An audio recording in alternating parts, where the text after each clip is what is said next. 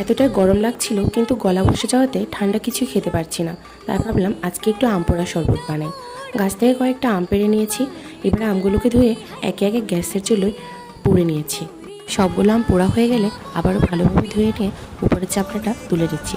এবারে আমের ভিতরে নরম অংশটা আপনারা চাইলে ব্লেন্ড করে নিতে পারেন। আমি চামচের সাহায্যে নিয়ে নিয়েছি। তবে পোড়া আমের গন্ধটা এত ভাল লাগছিল, মনে হচ্ছে কাঁচা আমের শরবতের থেকেও ভালো লাগবে।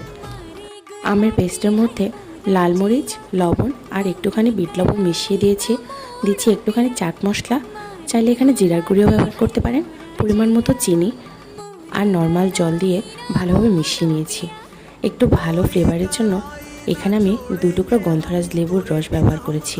ব্যাস, রেডি হয়ে গেল আম পোড়া শরবত। এই আম পোড়া শরবতটা আমি আজকে প্রথমবার ট্রাই করছি। টু বি অনেস্ট, খুবই ভালো লেগেছে। ভিডিওটি ভালো লাগলে পেজটাকে ফলো করে পাশে থাকবেন। Thanks for watching.